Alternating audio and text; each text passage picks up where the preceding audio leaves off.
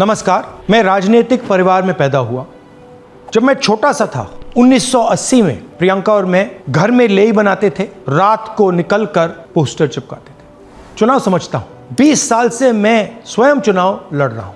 Polling कैसे होती है, पोलिंग बूथ कैसे मैनेज किया जाता है, वोटर लिस्ट, फॉर्म 17, ये सब मैं गहराई से समझता हूं। कुछ समय पहले हमें दाल में काला लगा। चुनाव के नतीजे आते थे, मूड एक तरीके का होता था, रिजल्ट दूसरे तरीके का। मुझे याद है उत्तराखंड में हम चुनाव हारे।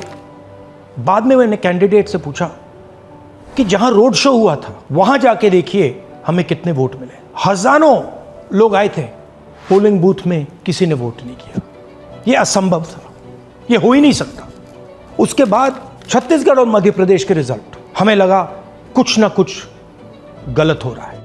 2018 में मध्य प्रदेश में चुनाव होता है, हम जीतते हैं। हमारी सरकार चोरी हुई थी। 2023 में चुनाव होता है, मैंने अपने आंखों से भारत जोड़ो यात्रा में देखा, भयंकर एंटी इनकम्बेंसी, और हमें 65 सीट मिलते हैं। इम्पॉसिबल, हो ही नहीं सकता। और फिर महाराष्ट्र में पहली बार हमें सबूत मिला। विधानसभा और लोकसभा के बीच में जादू से नए वोटर आते हैं, और जहां भी इन नए वोटर्स ने वोट किया वहां वोट बीजेपी को गया। महाराष्ट्र चुनाव के बाद जब हमें डाउट हुआ, हमारे गठबंधन के सारे नेताओं ने प्रेस कॉन्फ्रेंस किए और हमने इलेक्शन कमीशन से कहा कि आप हमें वोटर लिस्ट दीजिए, वीडियो रिकॉर्डिंग दीजिए। इलेक्शन कमीशन ने मना किया। ना उन्होंने हमें वोटर लिस्ट दी और ना उन्होंने वीडियो रिकॉर्डिंग दी। डाउट हुआ, क्यों नहीं दे रहे, क्या कारण है? तो हमारे दिमाग में सवाल उठा, क्या इलेक्शन कमीशन बीजेपी की मदद कर रहा है? क्या इलेक्शन कमीशन ही इलेक्शन को चोरी करवा रहा है? इसके बाद हमने एक टीम सेटअप की और हमने उन्हें कहा कि आप जाइए, एक कंस्टिट्यूएंसी भी जाके ढूंढिए, सच्चाई ढूंढिए, किस प्रकार से चीटिंग की जा रही है, किस प्रकार से ये काम किया जा रहा है और कौन कौन इस काम को कर रहे हैं। सबसे महत्वपूर्ण बात यह है कि इलेक्शन कमीशन डिजिटल डेटा नहीं देता है, फिजिकल डेटा देता है। मतलब लाखों कागज में वोटर लिस्ट दे देगा, मगर डिजिटल वोटर लिस्ट किसी को कभी नहीं देता। क्यों नहीं देता? कारण क्या है? कारण है कि अगर डिजिटल डेटा मिल जाए तो इलेक्शन कमीशन की सच्चाई पूरे देश को पता लग जाए। हमने टीम को बताया, मैंडेट दी कि आप जाके चेक कीजिए, आप 5-7 सीटों पे पता लगाइए कि चीटिंग हुई, और अगर हुई तो कैसे हुई। टीम ने हमें एकदम बताया कि 5-7 सीटों पे काम किया ही नहीं जा सकता। क्यों? मैंने उनसे पूछा क्यों नहीं किया जा सकता। उन्होंने मुझे ये कागज दिखाए। ये जो कागज हैं, ये एक लोकसभा के कागज नहीं है, ये एक विधानसभा के कागज है, और इन कागजों को हमने मैन्युअली सॉर्ट करना पड़ा।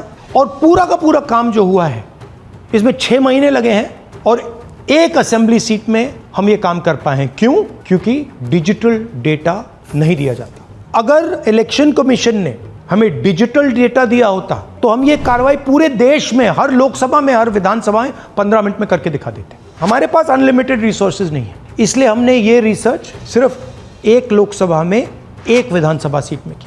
मगर मुझ में अब पूरा भरोसा है कि ऐसी 100 से ज्यादा सीटें हैं हिंदुस्तान में। जो यहां हुआ है उन सीटों में भी हुआ है। और याद रखिए, अगर बीजेपी को 10-15 सीटें कम आती तो आज नरेंद्र मोदी प्रधानमंत्री नहीं होते, इंडिया गठबंधन की सरकार होती।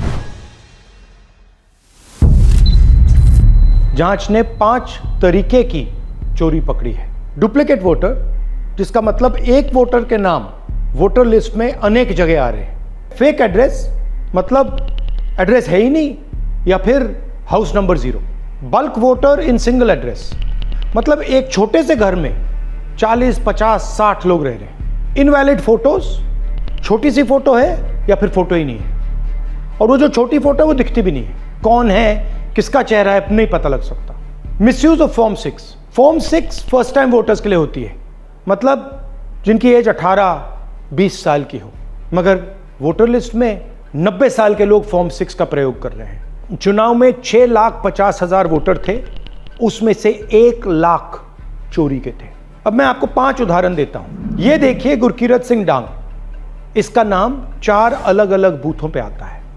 ये कैसे हुआ और क्यों हुआ? एक और उदाहरण, विशाल सिंह, वाराणसी में वोटर लिस्ट में नाम है और बेंगलोर में 2 बार वोटर लिस्ट में नाम आता है। क्या ये वाराणसी में वोट कर रहे हैं या बेंगलोर में वोट कर रहे हैं या दोनों जगह वोट कर रहे हैं? एक और उदाहरण देखिए, हाउस नंबर 0। तो आपने कभी सुना है हाउस नंबर 0? हमने तो नहीं सुना था, मगर बेंगलोर में हजारों हाउस नंबर 0 हैं वोटर लिस्ट पे। हाउस नंबर 35 की कहानी सुनिए। छोटा सा घर है, ज्यादा से ज्यादा 4 लोग रह सकते हैं, मगर इस 35 में 80 लोग वोटर लिस्ट में रजिस्टर्ड है। ये ERO ने कैसे अप्रूव किया, क्यों अप्रूव किया, पता लगाना है।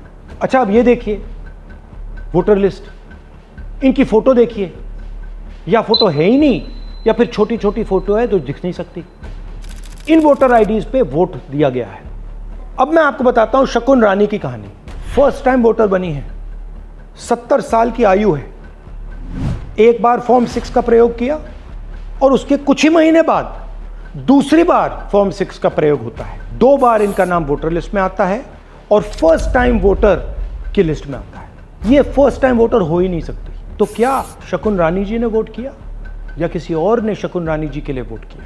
ये ही छुपाने के लिए CCTV का डेटा हमें नहीं दिया जा रहा है।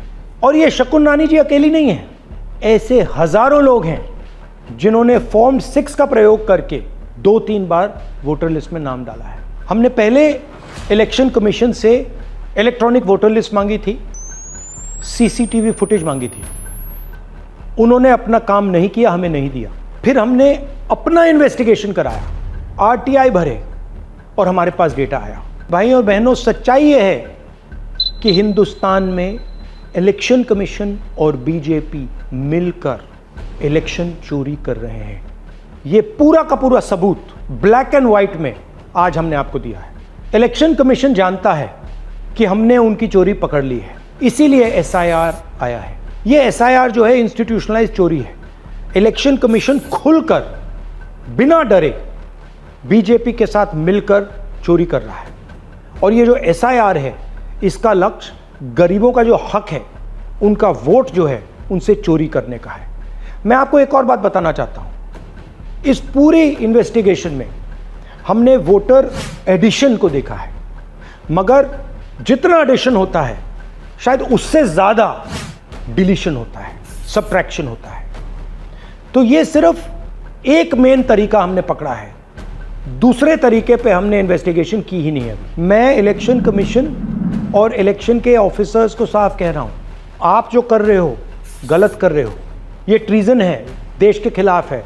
ये मत भूलिए, टाइम आएगा हम आपको पकड़ेंगे, बचने वाले नहीं हो। It is critical that we expose voter चोरी।